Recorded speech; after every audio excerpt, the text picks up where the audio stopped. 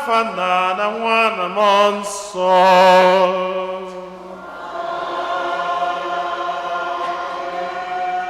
Ka ngọzi nke Onyenwe anyị Jesu Kristi na ịhụnanya nke Chukwu na ịdịkwa n'otu nke Mmụọ Nsọ na-enye dịrị unu niile.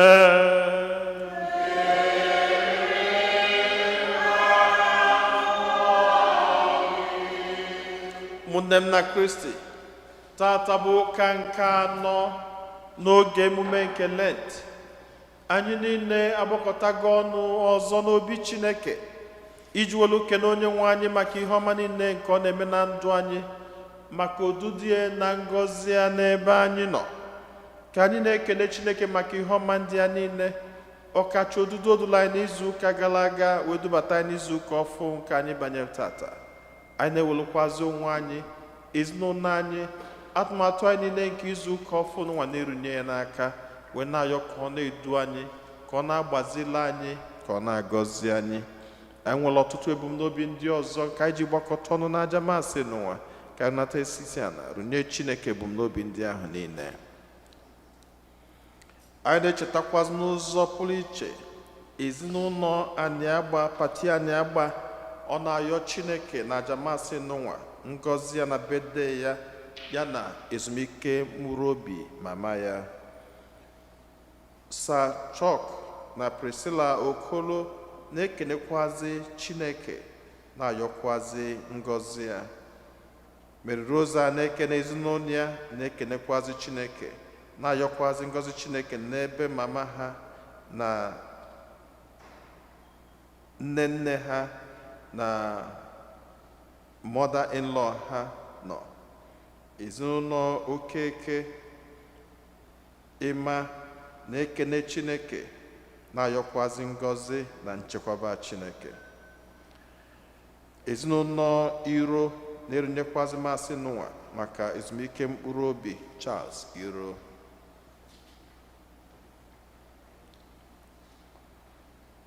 Ụmụnna, ka anyị kwado onwe anyị nke ọma maka nnukwu eme nke Eucharistia n'ụwa site n'ikwupụta njọ anyị.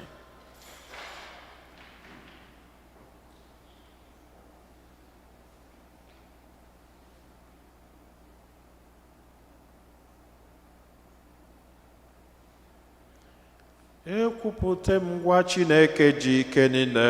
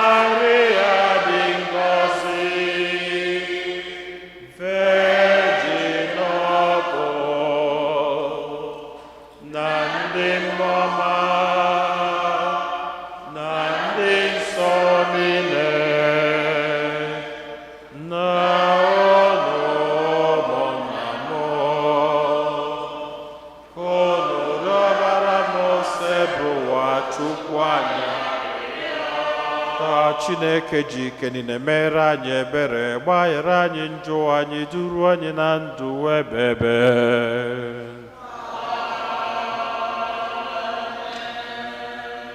Anyị yọọ.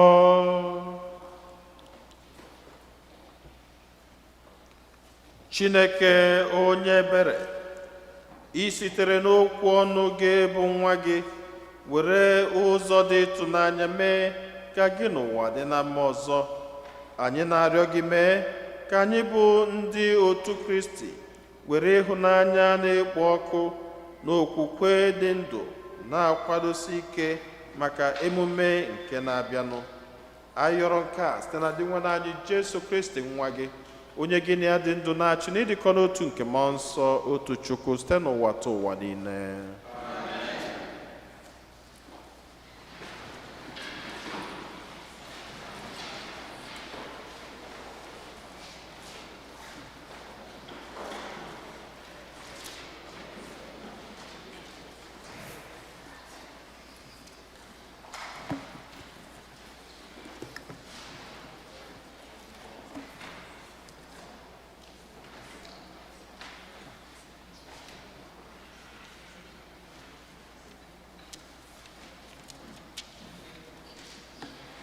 Ihe ọgụgụ ewetara n'akwụkwọ mbụ nke Samuel.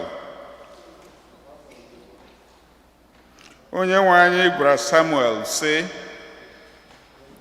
ngwa gbajuo mmanụ na mpi gị gawa. Ana m eziga gị n'ụlọ Jesi onye Betlehem, maka na ejile m aka m họrọ eze n'ime ụmụ ya nwoke. Mgbe Samuel garuru, o lepụrụ anya hụ Eliab, wee chee n'obi ya sị, n'ezie onye a guzo ebe a bụ onye ahụ onye nwe anyị họrọ.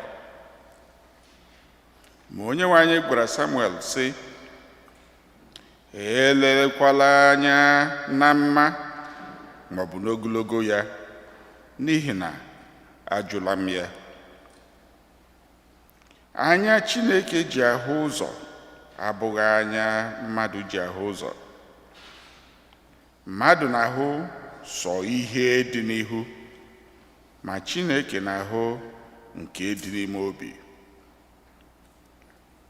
Jese gosiri Samuel ụmụ ya nwoke 7, ma Samuel si Jese, onye nwe anyị ahọrọghị nke ọbụla n'ime ndị a. Mgbe ahụ ka ọ jụrụ Jese sị, ndị a ọ gwụchala ụmụ nwoke ị nwere? Ọ zara ya sị, e nwekwara otu fọdụrụ nke ọdụdụ nwa m. Ọ nọ ebe ọ na-elekọta ụmụ atụrụ m. Samuel wee gwa Jesi, zie ozi ka a kpọta ya. Anyị agaghị anọdụ ala iri ihe ọbụla wee ruo mgbe ọ bịara. Jesi ziri ozi ka a kpọta ya. Ọ bụ nwata nwa okorobịa, ahụ na-akwọ mụrụmụrụ, anya ya mara ezigbo mma. Usoro o ji aga ije na ụdị agwa ọ na-akpa dị ụtọ. Onye nwe anyị kwuo sị, bịa tee ya mmanụ, n'ihi na ọ bụ onye nke a. Mgbe ahụ ka Samuel jiri buru mpi mmanụ ahụ tee ya. Ebe ahụ ya na ụmụnne ya guzoro. Mmụọ nke onye nwe anyị wee jide David, bịakwa biri n'ime ya site n'ụbọchị ahụ gawa. Okwu nke Osebrowa.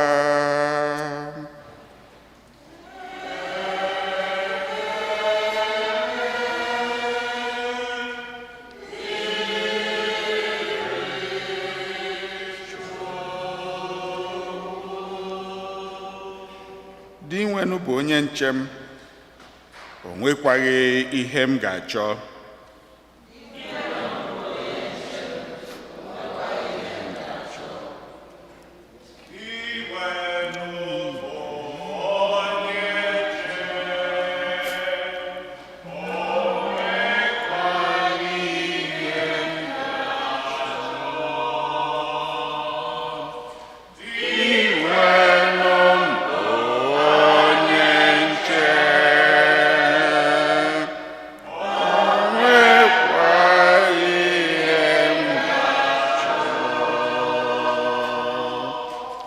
onwenu bụ onye nche m, o nwekwaghị ihe m ga-achọ.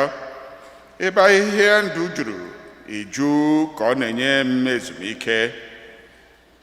Ọ na-eduga m n'agịga mmiri doro edo iji gbaa mmụọ m na-ada mba ume.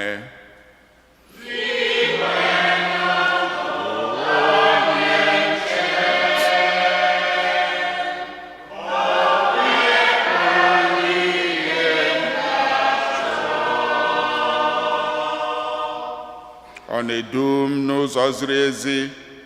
Ọ dị ka ihe ọ zara n'aha. Ọ bụrụgodu na m na-aga na ndagwurugwu ọchịchịrị, egwu ọbụla agaghị atụ m. Iji mkpara na ngụ gị nọnyere m n'ebe ahụ. Ọ bụ ihe ndị a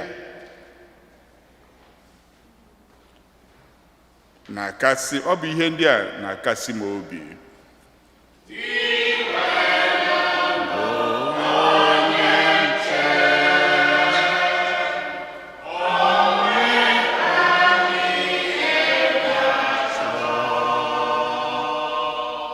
Iji aka gị kwadoro m nnukwu oriri nke m ga-eri n'ihu ndị iro m.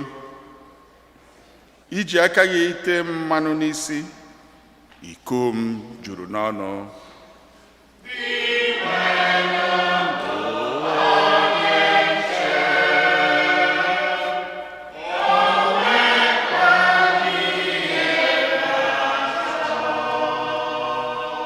N'eziokwu, si ihe ọma na obiọma ga na-eso m ụbọchị ndụ m niile. Aga m ebi n'ụlọ nke Onyenwe anyị ebighị ebi.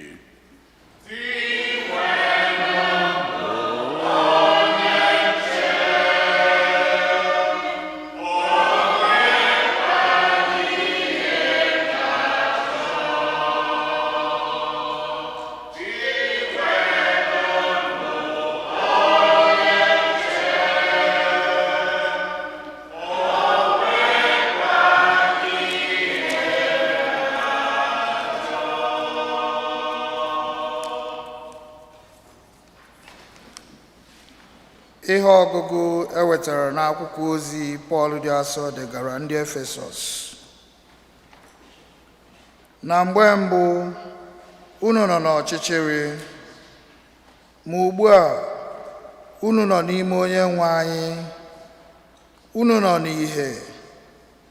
Ya mere, na-adịnụ ndụ ka ndị nọ n'ìhè, n'ihi na ìhè na-ewepụta ịdị mma niile na ezi omume niile na eziokwu niile dị ka mkpụrụ. Jisienụ ike mụta ime ihe na-atọ Onyenwe anyị ụtọ. Unu esola ndị ọzọ n'ọrụ na-abụghị uru nke ha na-arụ n'ọchịchịrị, kama gbaanụ mmehie ha ọtọ, n'ihi na ihe ha na-eme na nzuzo na-eme ihere, ọbụna ikwute ya na ntị. Ma mgbe a gbara mmehie ha niile ọtọ, wepụta ha n'ìhè, mgbe ahụ mmadụ niile ga-ahụcha nke ọma ụdị ndụ ha na-ebi, n'ihi na ihe ọbụla e mere ka ọ pụta ìhè nke ọma bụzi ìhè. N'ihi nke a ka o kwuru sị, teta gị onye na-arahụ ụra, si na ndị nwụrụ anwụ bilie, Kristi ga-amụkesikwa gị. Okwu nke osebụwa.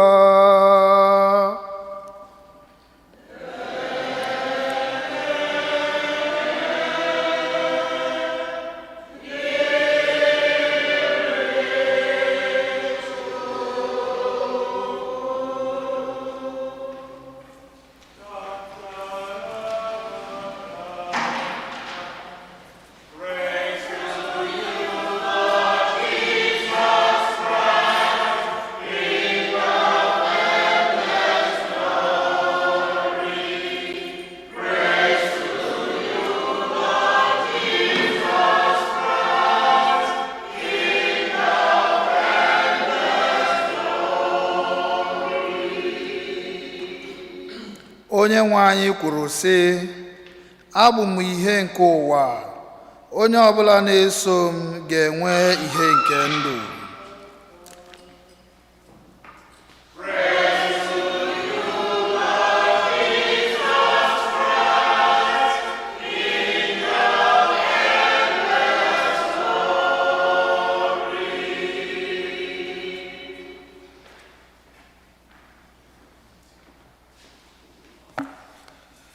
Onye nwe anyị nọnyere unu.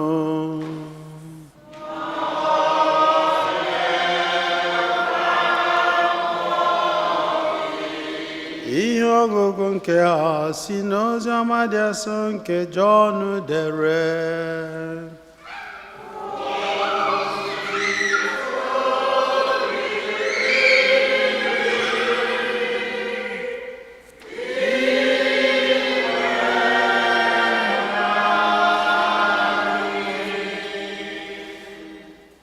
As Jesus passed by, he saw a blind man from birth.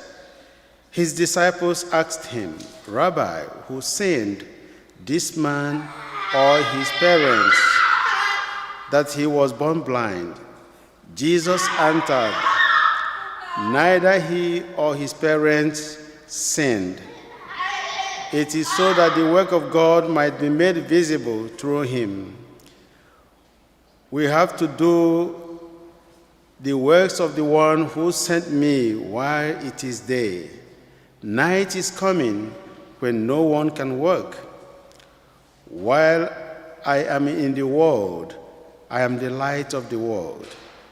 When he had said this, he spat on the ground and made clay with the saliva and smeared the clay on his eyes, and said to him, "Go wash in the pool of Siloam," which means sent. So he went and washed and came back able to see. His neighbors and those who had seen him earlier as a beggar said, Isn't this the one who used to sit and beg?" Some said, "It is." But others said, "No, he just looks like him." He said, "I am."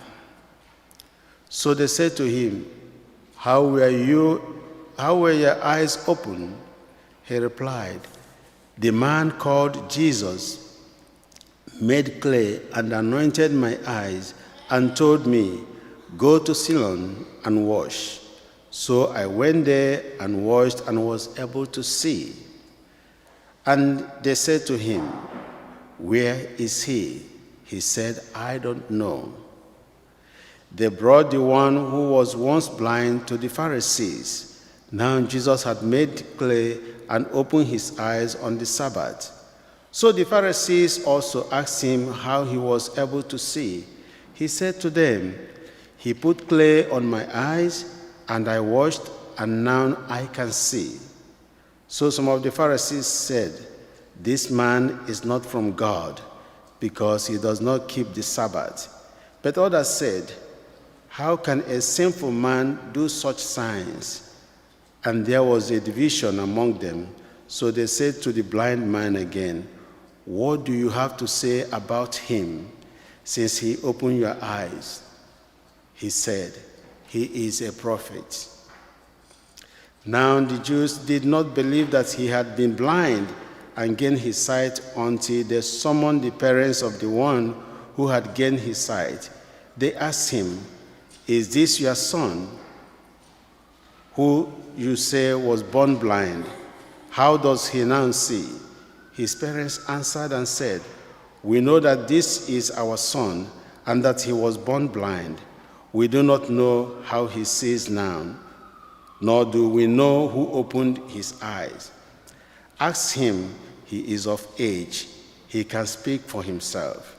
His parents said to this because they were afraid of the Jews, for the Jews had already agreed that if anyone acknowledged him as the Christ, he would be expelled from the synagogue.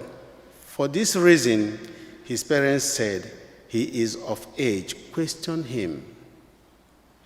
So a second time they called the man who had been blind and said to him, "Give God the praise.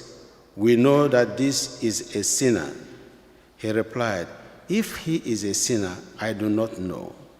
One thing I do know is that I was blind, and now I see." So they said to him, "What did he do to you?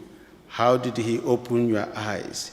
He answered them, "I told you already, and you do not listen.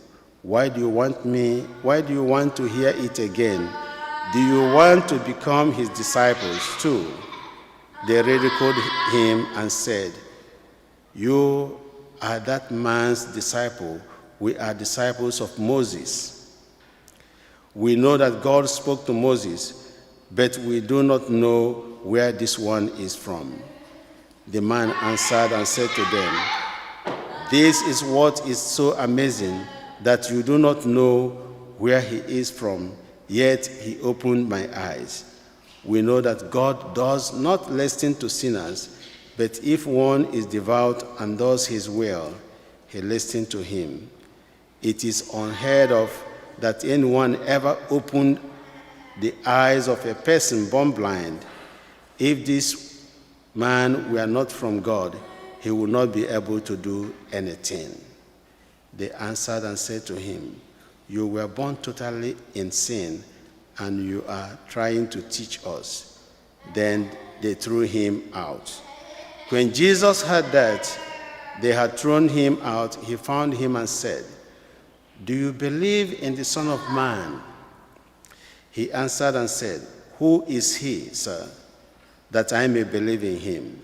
Jesus said to him, "You have seen him, and the one speaking with you is he." He said, "I do believe, Lord." And he worshipped him. Then Jesus said, "I came into this world for judgment, so that those who do not see might see, and those who do see might become blind." Some of the Pharisees who were with him heard this and said to him, "Surely we are not also blind, are we?" Jesus said to them, "If you were blind, you would have no sin. But now you are saying, 'We see,' so your sin remains." The Gospel of the Lord.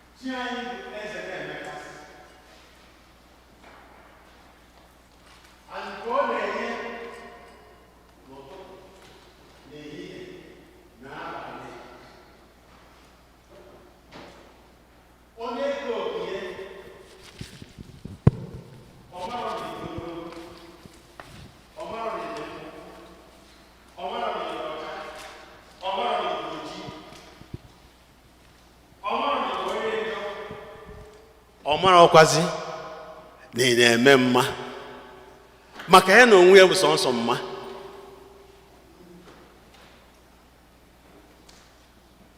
Onye ike oke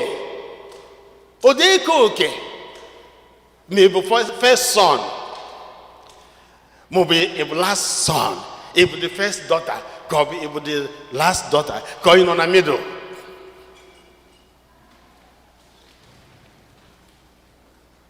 Ọ na-agha ya agha. Ọ na-agha gịnị? Ngọzi ya gịnị? Agha. Ọ gha ya otu a. But all depends na gị nwa.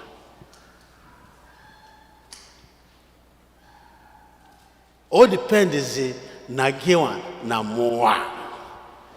Ị saghara aka gị ka ọ wụkwasị gị n'aka. Ị ghechere ọnụ gị ka ọ baa gị n'ọnụ. ka ọ ghara ya ị na-ada ọjigharị isi gị ka ọ ghara imetụna gị.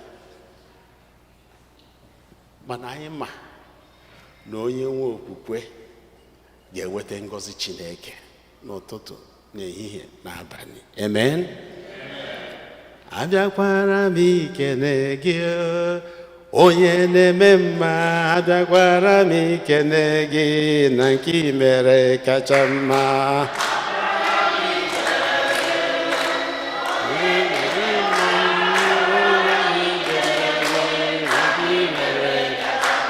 Abịakwara m ikene ya onye na-eme mma, abịakwara m ikene gị na nke i mere kacha mma.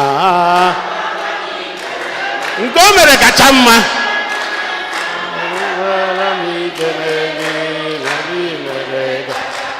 Abịakwara m inye ngọzi Chineke wee ndụ, abịakwara m ikene gị na nke i mere kacha mma. N'itetara ụra n'ụtụtụ a bụ ngọzi nke ya. Abịakwara m ikene ya onye na-enye ndụ, abịakwara m ikene ya na nke o mere kacha mma. Itete n'ụtụtụ anụ a wee mee aka gị otu a ọ na-awa ọkụ, ime ụkwụ gị otu ọ na-awa ọgụ, ọnya mere. Abịakwara m ikene ya onye na-achị ụwa, abịakwara m ikene gị na nke i mere kacha mma.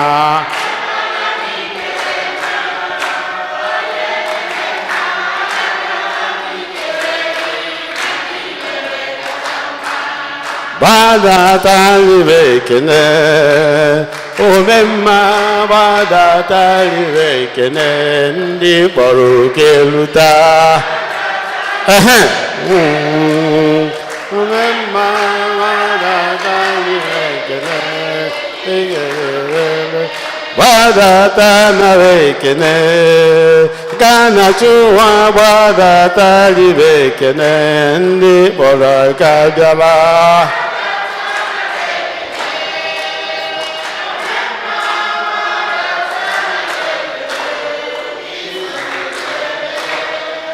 Ayomalele, ayomalele, ayomalele, ayachinene yiboyoma.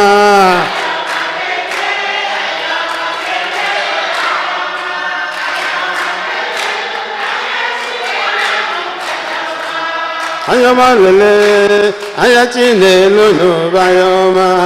Ayomalele o, ayachinene bayoma. Ayomalele, ayomalele, ayomalele, ayachinene bayoma. Ayomalele, ayachinene bayoma. Ayomalele o, ayachinene bayoma. Ayomalele, ayomalele, ayomalele, ayachinene bayoma. Ayamalele, ayachinene bayoma. Ayamalele, ayachinene bayoma.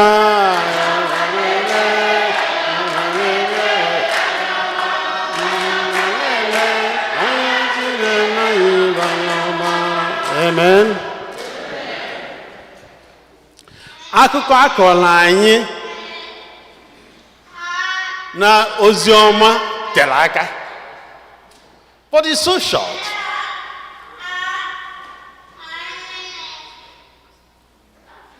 Nwoke a mụrụ from birth or the blind, and no go ochie amụọ mmadụ ọ dị otu ahụ, ha sị nọ njọ nne ya na nna ya mee gịnị meta na ọ bụ na nne ya na nna ya emeghị njọ na ọ kaghị ime gịnị, ọ kaghị dị otu ahụ. Mana Chukwu bụ Chukwu. God has his ways of doing things nke mmadụ na-ama nghọtanwu. maka na akwụkwọ nsọ gwara mụ na gị na-abụ si, a day is like 1,000 years in the eyes of God, and 1,000 years is just like what? A day in the eyes of God. Onye nwere ike ịmata uche Chineke? Nobody. Onye nwere ike ịma uche Chineke? Nobody. Mana ndị ụmụazị asịa, mana nwoke anụnwa ọ bụ nne ya ka ọ bụ nne ya metere njọ ji eme gịnị? O ji dị blind. Chukwu wee zaa ha sị mba. Na ọ bụrụ nne ha na ọ bụrụ na, mana ọ bụ ka aka ọrụ Chineke mee gịnị? Pụta ihe. O nwere ihe ọ kụziere gị? Ka aka ọrụ Chineke mee gịnị? Pụta ihe. Hence, ihe ọbụla na-eme na ndụ anyị, ihe ọbụla mere anyị akpọ ya accident. Ọkwa eziokwu? Mana ọ ka aka ọrụ Chineke mee gịnị? Pụta ihe. Na ọ bụ na ị bụ onye nwere gịnị? Okwukwe nke Chineke. Ọ bụ na ọ bụghị okwukwe mmadụ ka ime gịnị? Ka ị nwere.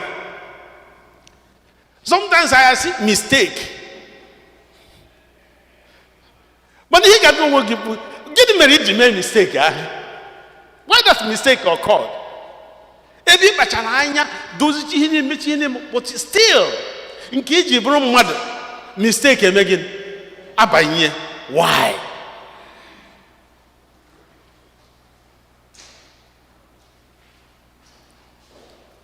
Ọ ka aka ọrụ Chineke mee gịnị? Pụta ihe ka o gosi gị na ị bụ sọnsọ gịnị? Mmadụ. Ka o gosi gị na ị bụ sọnsọ mmadụ ka ị bụ. Anyị na-adụ mụcha anya otu a na-eje n'ụzọ, ịma ha ikpe ọkwụ na otu a ime gịnị? Mana ị mụchara anya gị onwe ha mụchi ha anya. Why?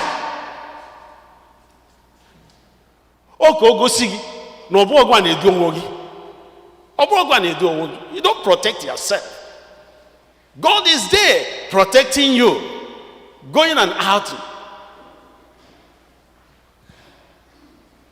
Mụ na mmadụ na-egwu okwu nsị onye ahụ, do you know exactly the time you sleep up?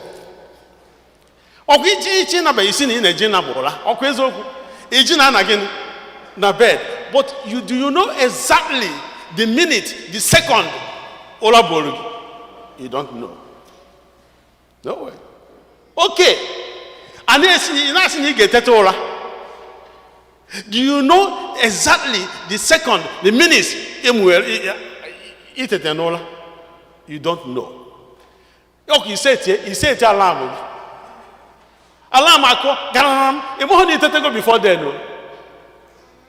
Yeah. Ị mụhụ na imego gịnị? Itetego n'ụra before na alarm ahụ eme gịnị? Akụ. So it is a mystery.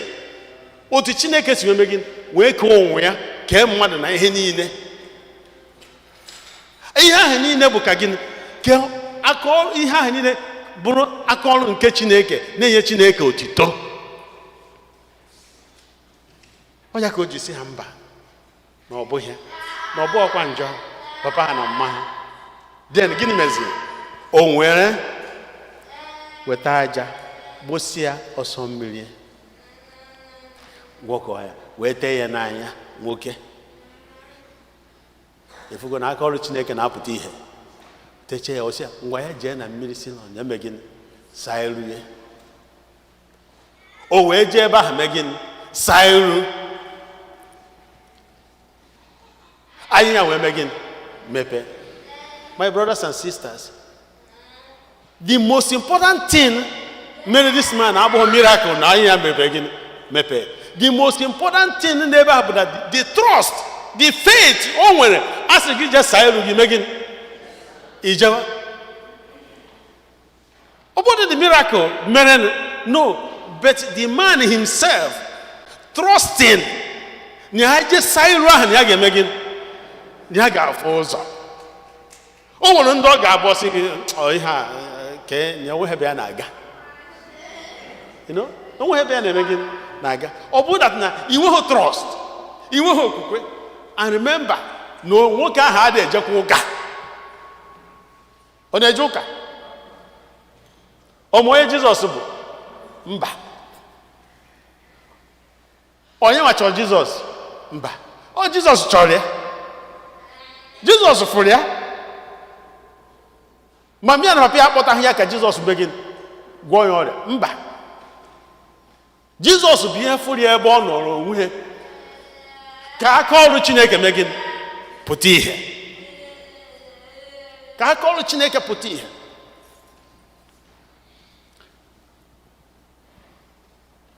Ndị mgbagha,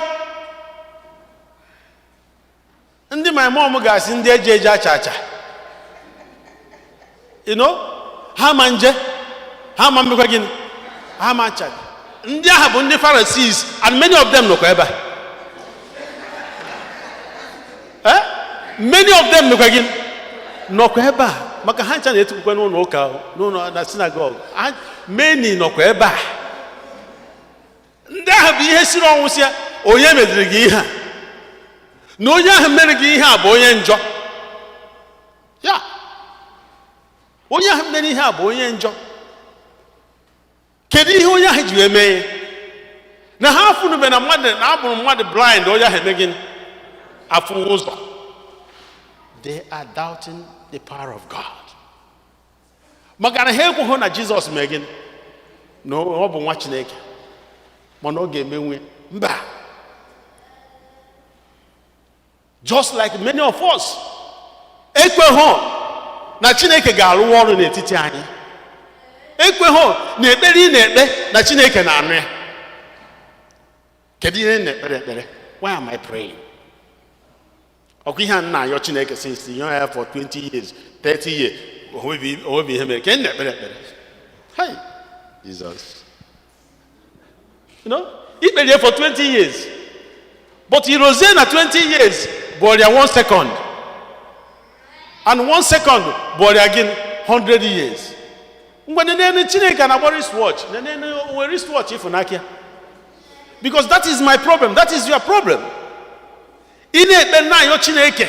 Ask na nwoke na amuria blind, and he's an elderly man. Or a young man. Mana nene mgbe Chineke ji meet ze. The same way Chineke kwere Abraham nkwa. In my time Chineke ji meet Abraham.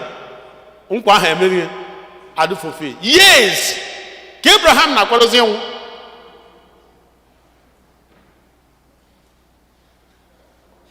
So God can answer at the 11th hour.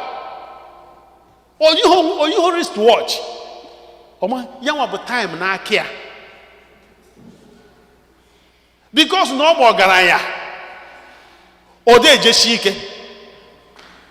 Because no begin. The King of Kings, or garaya mad kobu. Eze kobu. And there's the other Jekamua. Eze nejuwa yo megin. Magano ugubiha, ojuwa ya ne megin. Naga. Manankie, eze nkie, ojuwa ya naga. Manoga akagu wa na boss or ruebi neje. Before you know where no me again, nyawa na-eje nwanya nọzọ ebe ahụ na-echezi gị. Before gwa na-agba ọsọ na-eru ebe o mego gị o rugo ebe ahụ. What are we saying in essence? Is that gwa mụwa onye na-ekpe ekpere ya kpesiwe gị ekpere ya ike. Ụtụtụ ehihie tiwe mkpu. Ọ na-anụ ya. Ntị echirie. Ọ nọghị ebe tere aka. Ọ nọghị ebe tere aka. Whether me nọ na church na-ekpe, me nọ n'ụzọ na-ekpe, me nọ na be gị na-ekpe, ọ na-eme gị. Ọ na-anụ ya. But he will answer at the appointed time. You can't force him. Ọ bụrụ ya na-akwa aka. Mana ọ bụ na iwu okwukwe, maka na okwukwe nke m dị ka okwukwe Prophet Mikael. Mikael 7:7 ọ sị, when I pray, I know that my God will answer me. When I pray, I know that he will do what? Answer me. Thank you. Ogula. And he will answer. Because not God ka ọ bụ, ọ bụrụ mmadụ. Ọ bụrụ mmadụ ka ọ bụ, all God ka ọ bụ. and also ihe ọ na ị ga-eme gịnị? Ị ga-ayọta ka aka na a ga-eme gịnị? A ga-eme chọọ na ị ga-eme gịnị?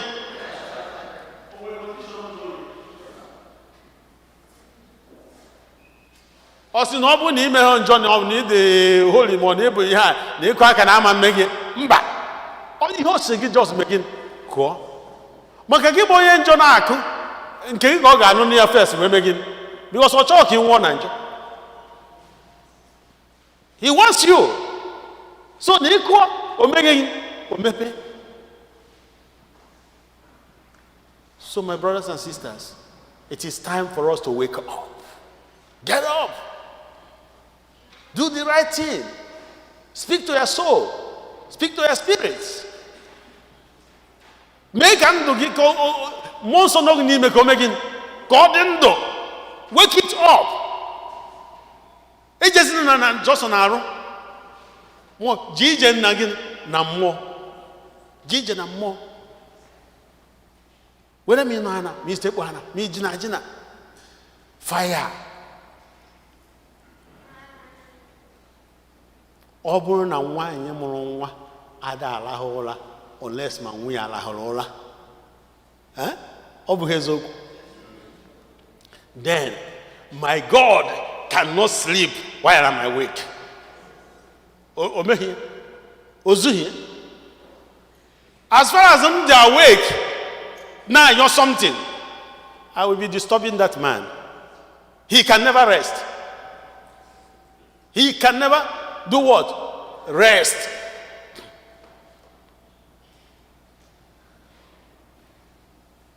Osote ndị nche si eche Zion nche ka a ga-esi mee gịnị? Che gị nche. Finally, onye Chineke mekwere ihe kenekwe Chineke. Onye Chineke mere gịnị? Mekwere ihe mekwe gịnị? Kene Chineke. And onweghị ụbọchị ọ na-adị emere anyị ihe. Onweghị ụbọchị ọ na-adị eme gịnị? Emere anyị ihe. Ekwukwe emesi itete n'ụtụtụ ọkwa miracle. Ị bịara ebe a yakwara moto gị na ruo na be gị ọkwa big miracle. Ichekwe na miracle bụ onye ụkwụ ya gbagọrọ eme ọ dị straight. You know? Ma ọ bụ onye isi ya buru ibu eme ya ọ dị small. You know? Ọ bụkwa ya bụ miracle. Miracle na-eme na ndụ mụ na gị na-abụ every day, every second, every minute, so it is good na anyị nyekwere Chineke gịnị? Ekene.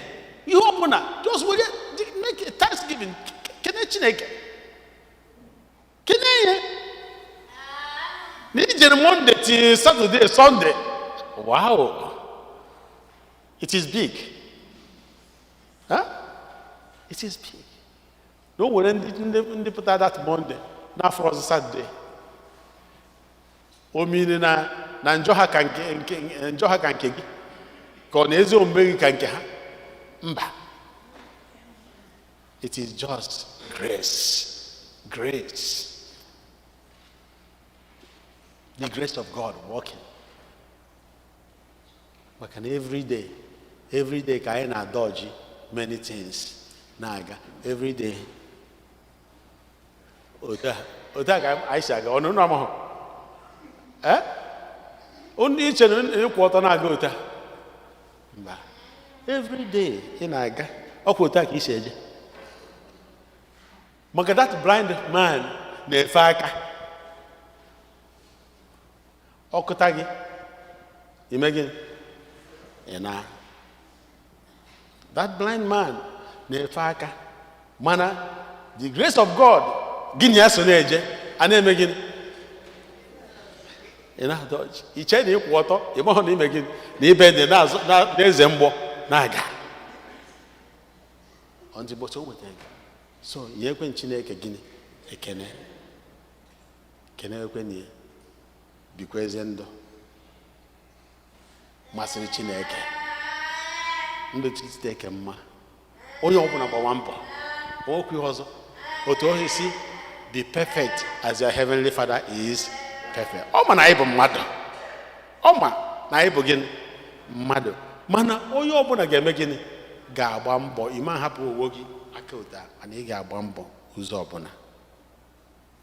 ị na-agba mbọ na-enyere ndị mmadụ aka, na-enyere ibe gị aka, na-afụ mmadụ ibe gị n'anya, onwekwa ihe ọzọ until that day.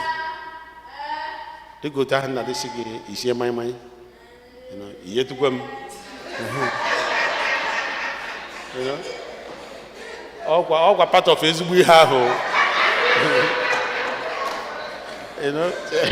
ị na-enweta ngọzi ya.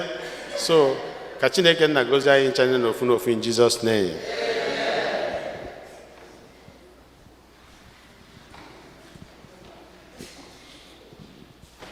Ọkwụ maka ndị ada enyetụ anyị.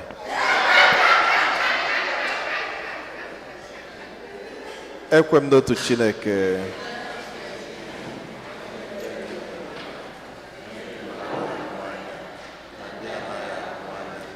ya na otu Onyenwe anyị Jesu Kristi, so otu nwa Chineke mụrụ, nna mụrụ tupu ụwa tụọ ụwa niile, Chukwu si na Chukwu, ihe si n'ihe, ezi Chukwu si na ezi Chukwu, na-eme ihe eme, ya na nna bụ otu ihe ha ji bụrụ Chukwu, onye si na ya mee ihe dum, onye maka ihe anyị bụ mmadụ na maka ihe nzọpụta anyị, n'eluigwe gbadata, ụlọ arụ na Virgin Maria, site na mmụọ nsọ, ọ bụrụ mmadụ, abịa kpọgbuo ya n'obe n'ihi anyị, n'oge ọchịchị Pontius Pilate, ọ taa ahụhụ, ọ nwụọ, enye ya, o bilitere n'ụbọchị nke atọ, ka akwụkwọ nsọ siri kwu, ọ rọgoro n'eluigwe, nọdụ n'aka, ọ ga-abịaghachi ọzọ n'ebube ya, ikpe ndị dị ndụ na ndị nwụrụ anwụ ikpe, onye ọchịchị ya na-enweghị njedebe.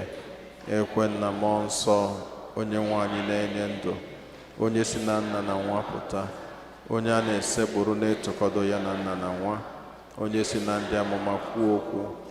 Ekwe m n'otu nzukọ nsọ Katọlik na Apọstọlik, ekwupụta m otu baptizim nke mgbaghara njọ. Ana m atụ anya mbilite n'ọnwụ ndị nwụrụ anwụ na ndụ ụwa ga-abịa. Amen. Ekpere nke ndị kwelụnụ mmadụ ịtọ ga-edu anyị n'ekpere. Chineke onye fụrụ anyị n'anya, anyị egego ntị n'okwu gị, ebe ị gwara anyị si n'ọchịchị nke anyị nọ bata n'ife nke gị bụ Chineke, ebe ị gosikwazila anyị na ọ bụ naanị gị bụ onye ga-eme ka anyị fụ ụzọ.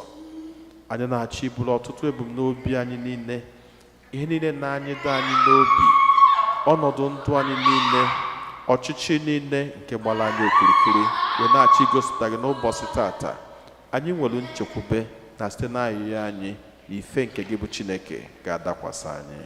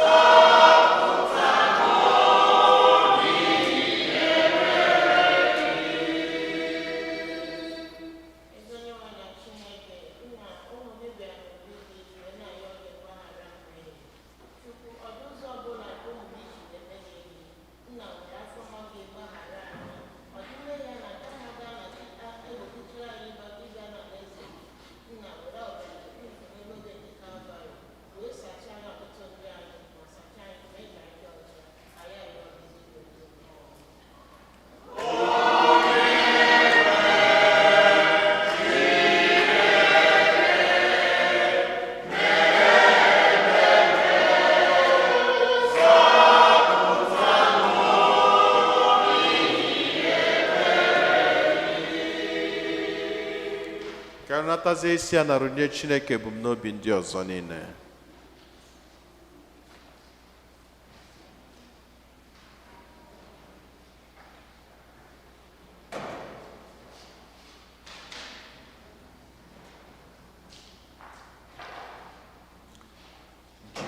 Jizọs ịbụ Chijimma jide ji n'aka o.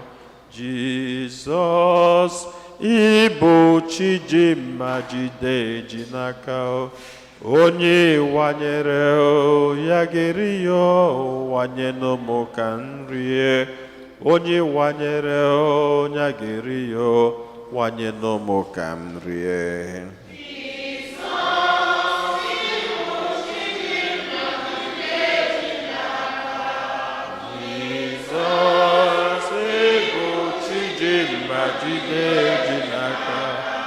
Onye wanyere ya ga-eri ya wanye n'ụmụ ka m rie. Onye wanyere ya ga-eri Chukwu ịbụ Chijimma jide ji n'aka o. Chukwu ịbụ Chijimma jide ji n'aka o. Onye wanyere onye ga-eri ya wanye n'anyị ka rie. Onye wanyere onye ga-eri ya wanye n'anyị ka rie. Jizọs ịbụ Chijimma jide ji n'aka. Jizọs ịbụ Chijimma jide ji n'aka. Onye wanyere ya ga-eri ya wanye n'ụmụ ka nrie. Onye wanyere ya ga-eri ya. Chineke onye fụrụ anyị n'anya, anyị ewelugo ọtụtụ ebumnobi anyị gosipụta gị n'ụtụtụ a.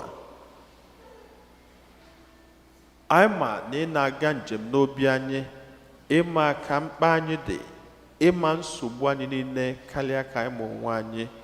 Anyị na-ayọ ka igbola anyị mkpa anyị niile, ka iwepụta anyị na ọchịchị nke na-anyịdo anyị, ma tinye anyị n'ife nke gị, ka ife nke gị na-achakwasa na ndụ anyị, ezinụlọ anyị dị iche iche, ọpụpụ anyị niile na mbata anyị na aka ọlụ anyị.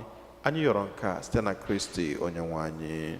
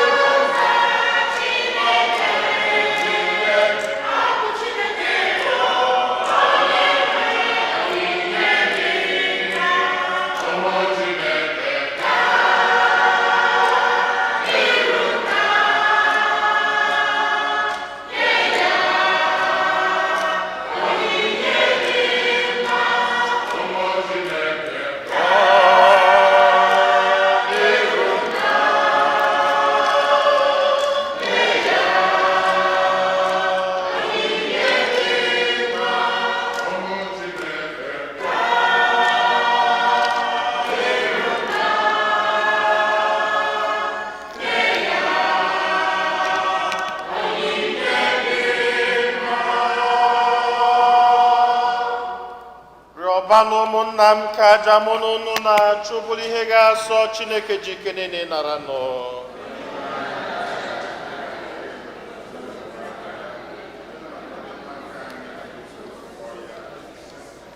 Onye nwe anyị ji aṅụrị ebutere gị onyinye ndị a bụ ihe iji agwọ anyị ọrịa mgbe dum. Biko anyị ji ume na-arịọ mee ka anyị jiri okwukwe dị ndụ na-esekpụrụ gị bịakwa na-efe gị n'ụzọ kwesịrị ekwesị maka nzọpụta nke ụwa. Anyị yọrọ nke a site na Kristi onye nwe anyị. Onye nwe anyị nọ n'elu nọ.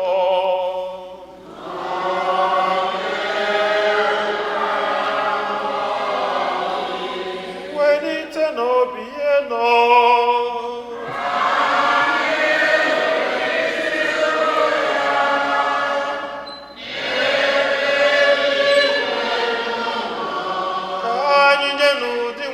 Chukwu anyị ekene.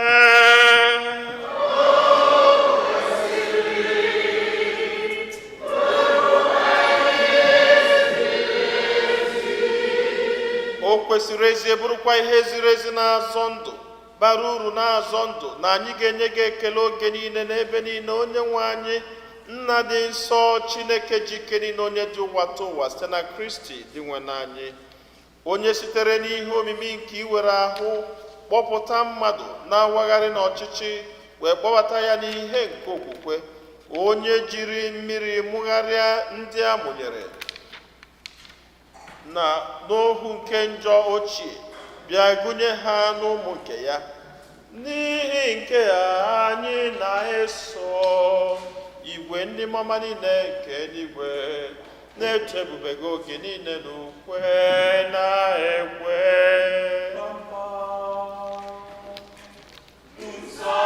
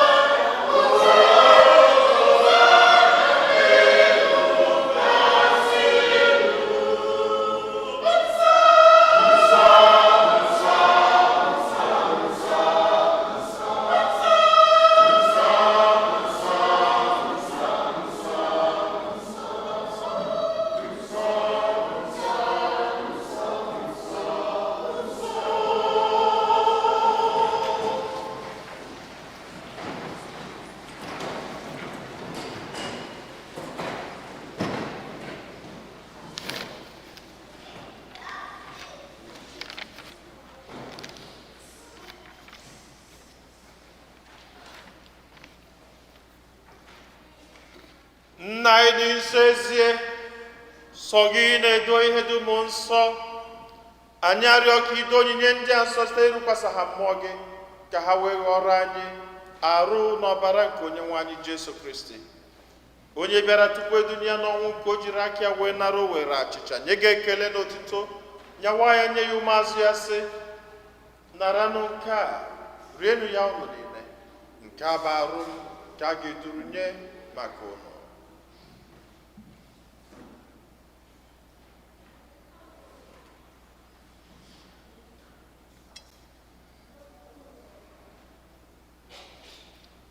Otu akwa ka o siri mee mgbe ha risịrị nri anyasị, o buru iko mmanya nyekwa gị ekele na otito, bunye ya ụmụazụ ya sị, naranụ nke a, ṅụọnụ ya ọnụ niile, nke a bụ iko nke ọbara m, nke ọgbụgba ndụ ọhụrụ dị ebebe, a ga-agba ya n'ihi nna n'ihi mmadụ niile, ka e were gbaghara njọ, na-emenụ nke a na ncheta nke m.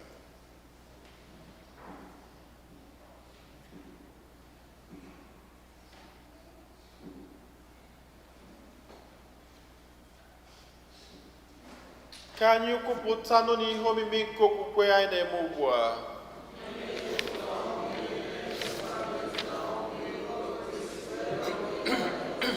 Nna, na ncheta nke ọnwụ na mbilite n'ọnwụ nke nwa gị, anyị ebunye gị achịcha nke ndụ na iko nke nzọpụta. Anyị na-ekele gị n'ihi na ikwere ka anyị dị mma ikwuru n'ihu gị na-efe gị. Anyị ji ume na-arịọ ka anyị bụ ndị na-anata arụ n'ọbara nke Kristi bụrụ otu site na njikọ nke mmụọ nsọ. Nna, cheta nzukọ gazuru ụwa niile, mee ka ịhụnanya jupụta, gọzie pope anyị bụ Leo na bishọp anyị bụ Brenda na ndị ofe ọta gị niile. Chetakwa ụmụnna anyị ndị ji ụkwụ wee gaa n'ezumike nke ọnwụ, kpọbata ha na ndị ọzọ niile nwụrụ anwụ n'ihe nke ebube gị. Biko mere anyị niile ebere, ka anyị soro ebe eji Maria dị ngọzi na nke Chukwu na ndị apọstọl na ndị nsọ gị niile, ndị mere uche gị n'ụwa wee keta ndụ ebe ebe. Ka anyị sorokwa ha na-eto gị na-edo gị ebe site na Jesu Kristi nwa gị.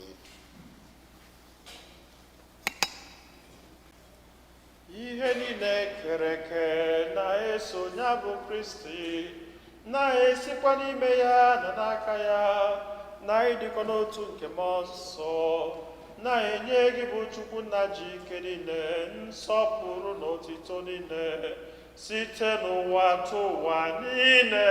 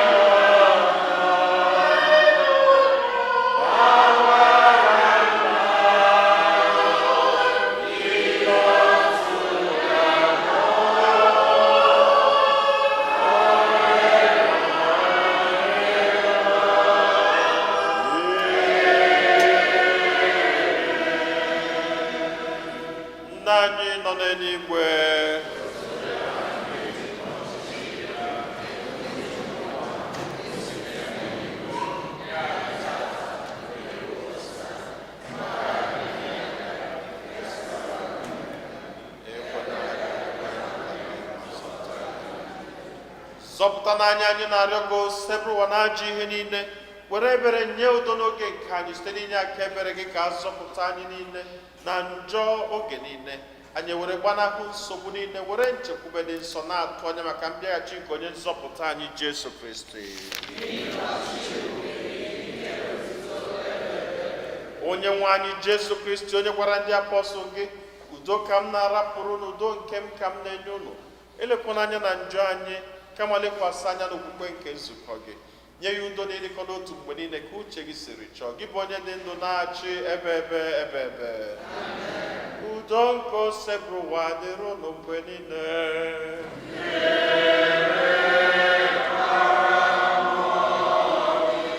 Ka anyị nyerịta n'onwe anyị ekele nke udo.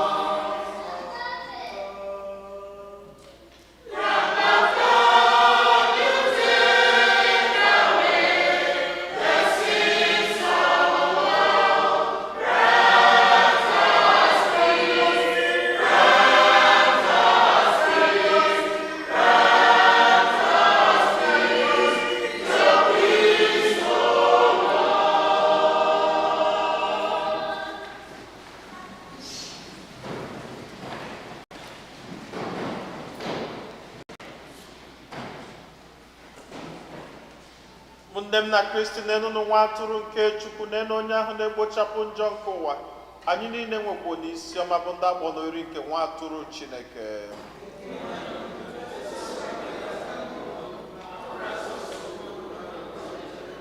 ka arụ n'ọbara Kristi chekwaba anyị niile wee rue na ndụ ebebe.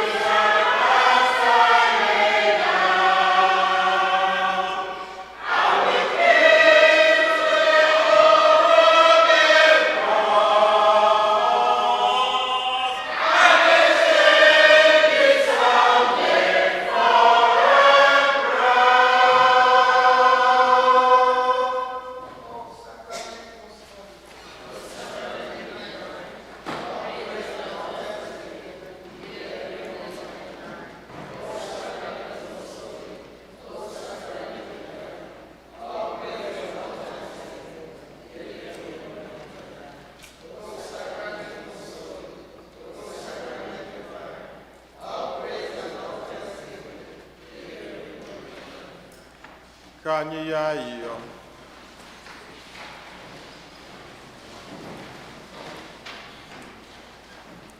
Onyenwe anyị Chineke, ọ bụ gị na-enye mmadụ niile na-abata n'ụwa a ihe.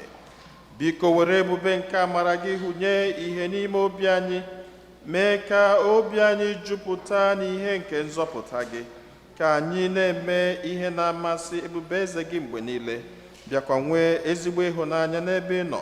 Ayọrọ nke a site na Kristi Onyenwe anyị.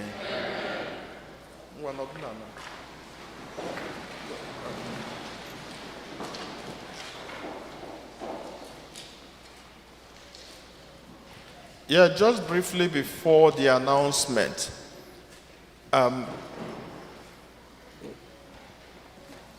one is that 70% of the people in the church came late. Am I right? 70% of the people in this church came late. Mass usually starts 1 p.m. If I barely do I come late for Mass, barely. It's either I had another Mass that interjected into the time. If not, I will not. So 1. And the Catholic Church has a modality for when people come to church, and especially when they come late. It has a modality. And I think we are changing it, and then watering things down. I decided to speak in English just for the kids, or for the younger ones, so that everybody will understand what I'm saying. 1, if for some reasons the Mass has started, you're free to come to church. And ushers, you must implement this. Must. If the Mass has started, you are free to come. Then as soon as the reading starts, because everybody in this church who has come on time is entitled to the Word of God. And if for some reasons you are late, the church doesn't permit you to distract those who came on time. The church doesn't permit you. If you're late, you're late. So what it means is that when the reading starts and you are late, you stay at the back, or you find a seat at the back, or you stay outside, not outside in terms of side, but in the little balcony there, or you come in and sit at the back. Then after the first reading, the second reading, before the gospel, then the church allows a little opening, so you can then come in before the gospel. Immediately after the second reading, the church allows you to come in and take your position, depending on wherever you sit. As soon as the priest says, "The Lord be with you," every movement ceases. Because gospel is the pivot of the Jesus teaching. And so every person in the church is entitled to hear the good news. That's what it is. Then immediately the priest says, "The gospel of the Lord." People says, "Thanks be to God." There's always a little interval. So within that little interval, you're also free to come in and take your position wherever you sit. As soon as the priest starts preaching, except somebody is dying in this church, if the priest is preaching, because I see people who were going to bring offering, moving up and down, back and forth, that was very, very distracting and should not be. This is Catholic Church, and we have to make it Catholic. That's what it is. That's the standard. So as soon as the priest starts preaching, except somebody is dying, or maybe a child wants to poop, and the child is almost about to drop it in the church. But if not, you can't move from your seat to anywhere, no matter what it is. You can't move from your seat, back, forth, back. Oh no, it doesn't happen. So until the priest finishes preaching, and then we start, "I believe in God," then you can move. Then the church continues. As soon as we move to the altar for the Yeah, for the consecration. As soon as the consecration starts, again, nobody moves. Sometimes you're raising the body of Christ and somebody is palambrating in the church. It doesn't happen. It's so awkward. It's not Catholic. Because we respect the body and blood of Christ. That is also the center of our worship. Then as soon as the priest finishes and we start like our Father, because even at the time of the consecration, people are kneeling down and you see somebody tapping those who are kneeling down because they should kneel down and receive their blessings. And you cannot interject in their blessings. Then after that, by the time we start our Father, you can start your movement, not careless movement. And if you're moving, you move discreetly. You don't just move and be distracting everybody. You move like somebody who came in to steal something and run away. So you move sneakily. And then, during communion, sometimes you see people who come to receive communion. Hey, how are you? What are you waving? Keep the waving until we finish the Mass. Sometimes you see people who have Christ in their mouth. You have Jesus in your mouth. As soon as Jesus gets into your mouth, what happens? Your mouth seals. You start praying. You pray. You tell Jesus, come and live in me. That's where, in fact, as soon as that body of Christ gets into your mouth, that is the most important time of your prayers. To receive Jesus in your body, in your soul. So what you do is you receive it, you walk straight to your seat, you kneel, and you pray. Then during announcements, then you can also move a little bit again. So let's take these things very seriously. I know we are in America and sometimes we water everything. We don't water God. God is God. And church is church. So we still have to pay attention to these little things. They do matter. They matter a lot. Am I understood? Thank you. God bless you. Thank you. Otodri Jesu, second collection. Imela Chineke na-emere mo Eze Jesus Mama deligio Biale yoma Chineke na-emere mo Eze Jesus Otito deligi Biale neobia Yoma Chineke na-emere mo Eze Jesus Mama dirige mo, yale yama Chineke na mere mo, Eze Jesus. Otito dirige, yale yama Chineke na mere mo, Eze Jesus. Mama dirige mo, yale yama Chineke na mere mo, Eze Jesus, Otodri Otodri Jesu, parish announcement. The African community of St. Fortunata invites you to a spiritual pilgrimage to the National Shrine of Divine Mercy in Stockbridge, Massachusetts, on Sunday, April 12th. Cost, adults $55 per person, children $35. For reservations and more information, see the bulletin. Mass and Stations of the Cross every Friday during Lenten season after the 8 a.m. and 7 p.m. Masses, bilingual. We are preparing our devotions for Holy Week. We require 70 volunteers for the 7 p.m. Good Friday procession and around the neighborhood. We need men and women to carry the lamps, the Blessed Mother and Jesus statues, and also to help us organize the procession. All volunteers should be in the church basement by 6 p.m.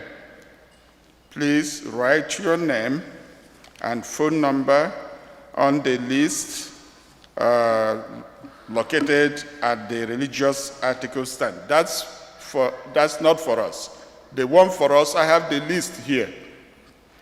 Because Almaju, for all the people who have been participating, I have all their names here.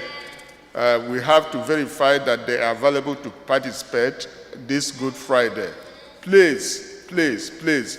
They have asked us specially, and we are really part of the program, the Igbo Catholic community. So please, you come and write in your name so I may include you on the list that we have before. So please, after Mass, you write in your name here, and then we provide the whole list to the parish within the week. Please, please, they ask us specially for this. So because for only young, including, my name is here. We are part of it, so including men and women, please.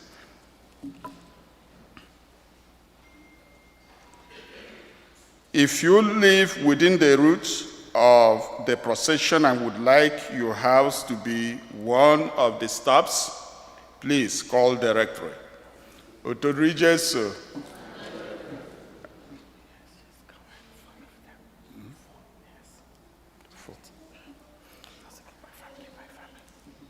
Because I want a Thanksgiving processions today, and there are 4 families that are doing it. I got one after the other. First, the Ozo Okolo and the family, please step on out and piano quietly. Ozo Okolo and their friends and family for Thanksgiving procession.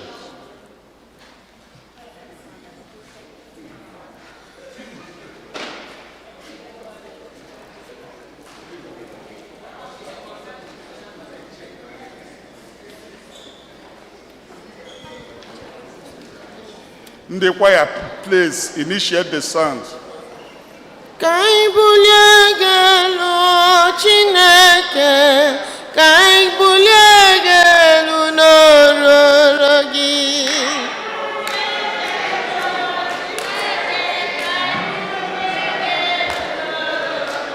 Kai bulie gelu onye na-eme mma, kai bulie gelu n'ororo gị.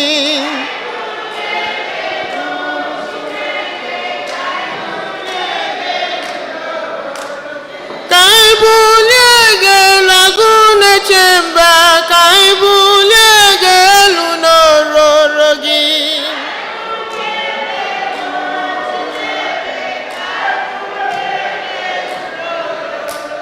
Kaibule gelu ebube n'onwe ya, kaibule gelu n'ororo gị.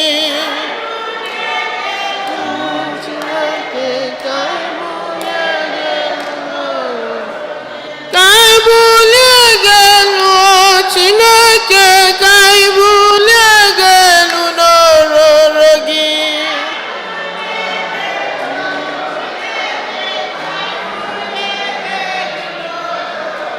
Kaibule gelu Chineke kaibule gelu n'ororo gị.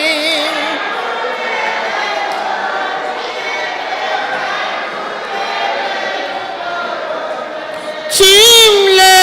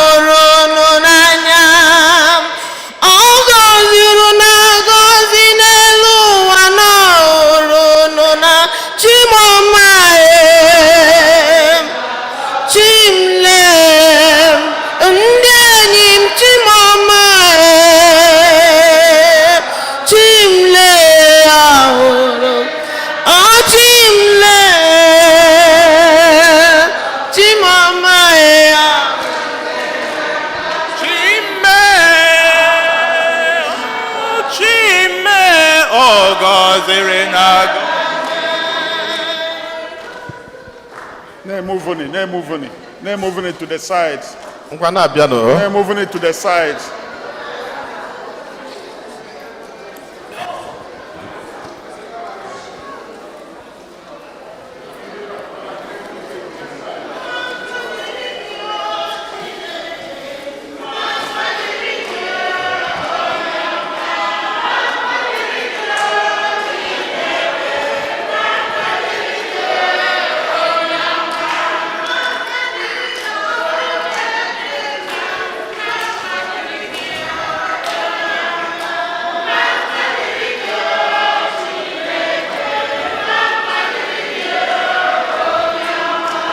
Etebenu Jesu.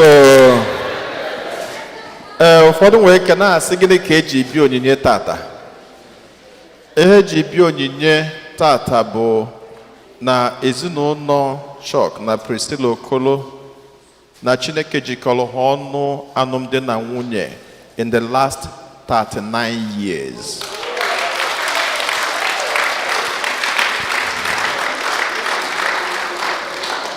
Anema a na-ekwu 39 years ha na-abụka na-eme ka ha nụ nwaanyị nwanne nya ha so maka 39 years a na 39 years ha ka bụ 1 year because na ọzọ ka na-eku nwunye ya na-arụ ka a ga-asị na nwanne nya ka ọ nụrụ ya and na akwụkwọ nsọ si gị possess your, if you don't possess your possession gị na-eme so enwere possession ọ bụla Chineke nyere gịnị ka a ga-eme? Possess it. Jide aka na abụ jidie. So ọzọ bụ emblem of aka na abụ. Ọzọ bụ gbadosiri ya ike and mgbe ha gwa m ya nke kedekwu nwunye for making ọzọ look good. Maka na nwaanyị na-eme nwoke ka ọ dị ka mmadụ. Maka o nwere ka anya anyị dị. Enwere ka anyị si eme. Mana nwaanyị ga-abụọ na-eme anyị adị ka anyị bụ ezigbo mmadụ. So, Adejemba, thank you. Thank you for keeping him for 39 years.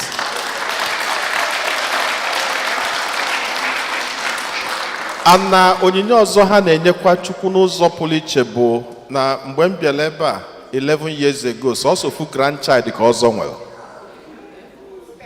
Mana kịta grandchildren ejugo ebe niile. So it's a huge blessing and we thank God for him. And we thank God for his children.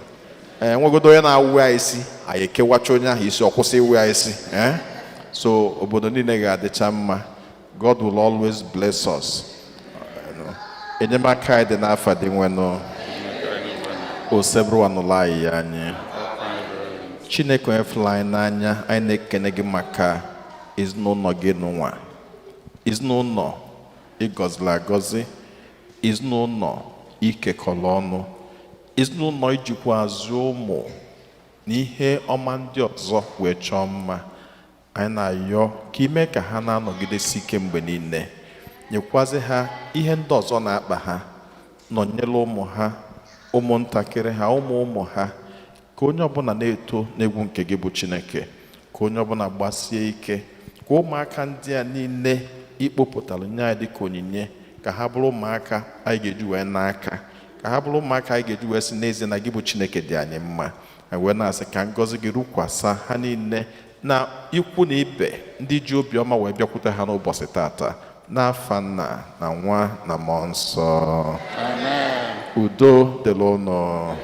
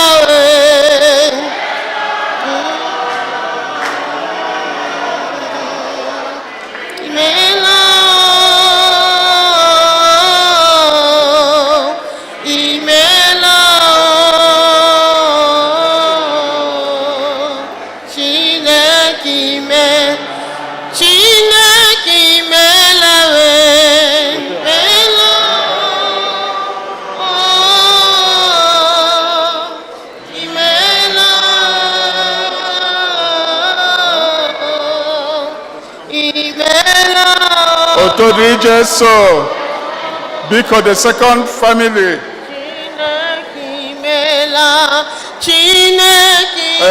Mary Rose Aneke. The family of Mary Rose Aneke. Ozuola. Ndukwu Ozuola, please. The family of Mary Rose Aneke and their friends.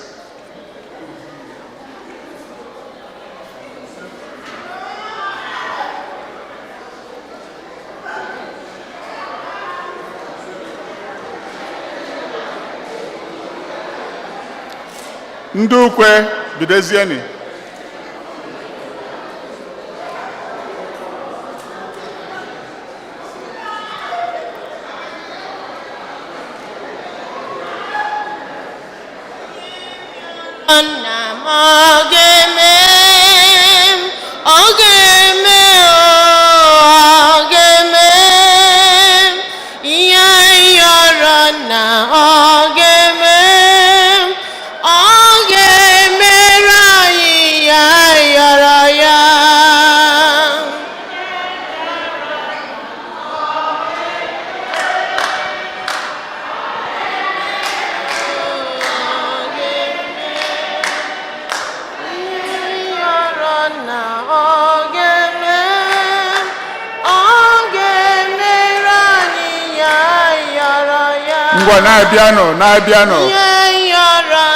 Na piano.